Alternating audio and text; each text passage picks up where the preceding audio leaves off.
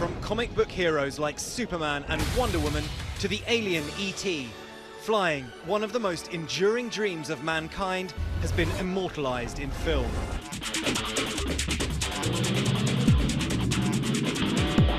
But for one British man, those dreams have become a reality. Meet the real-life Iron Man, UK inventor Richard Browning. This former Royal Marine is the inventor of the gravity suit. Powered by 6 jet engines with over 1,000 horsepower, Browning has taken the dream to fly to new heights. Literally, he's broken the Guinness World Record for fastest flight in a jet suit, with speeds topping at 32 miles per hour. One day you woke up and thought, this is boring, I want to make a jetpack. Not exactly in that way. No, so I suppose throughout my life, especially as a kid, I used to enjoy making things, taking things apart, working with my father in his workshop. I suppose I've always been quite technically minded, and in at least my day job career. Browning says inventing is in his blood, and just like Marvel's superhero Tony Stark, he's had his trials and failures. I love the clips of where he is learning. He's built it and he's in his garage, crashing around, trying to learn the balance.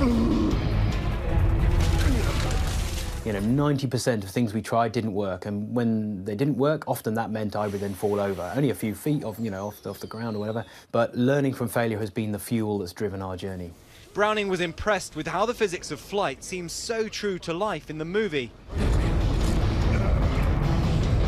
But in terms of the balance and control, it's hugely similar, and you can see from our learning and, you know, testing clips that actually, and as I say, full credit to Marvel for coming up with and imagining what it would be like to have that thrust coming off the body. Have you met him, Robert Downey Jr.? No, we've had a lot of social media kind of link us and, you know, in that way, but no. You need to get him to come down and try on your suit. Well, apparently I hear that he kind of, it's in his contract now, he refuses to put on the Marvel Iron Man suit because it's so awfully uncomfortable.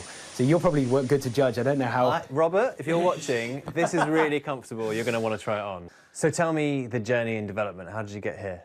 I suppose our ground zero point was standing in a lane, one small gas turbine mounted on my arm. We had a mop bucket as a fuel tank. It was all pretty rudimentary, and we ran this thing up. Before long, he was experimenting with multiple engines and seeing results.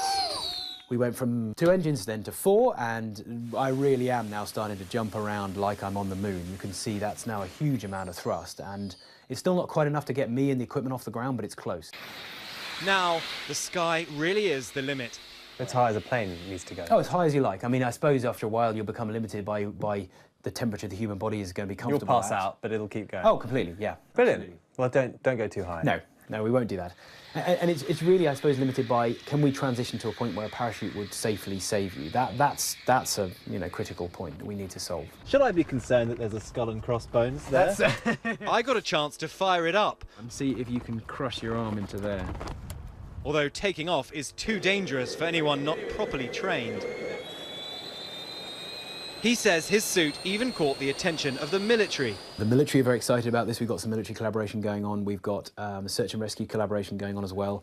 And it has occurred to me that in this day and age, if you need to get rapid response, I think we can do this faster and more nimbly than a helicopter can. The goal, he says, make flying a reality for more people. That feeling when you did start to lift off and disengage from the ground and you weren't coming back unless you flared your arms out, that was phenomenal. But one of these will cost you. We've already had our first client, if you like, pay a significant amount of money to come over and have their own custom flight suit built. How much was it? The latest version now that we're running, and there's an example of it in the back here, which runs a much better setup. That's $450,000. Sky-high costs aside, for Browning, the possibilities are endless. I've become a huge believer in the creativity that you see behind science fiction, because it is an example of unbounded human creativity where you don't care about whether you can really build it, you just imagine. It's fantastic. For Nightline, I'm James Longman in London.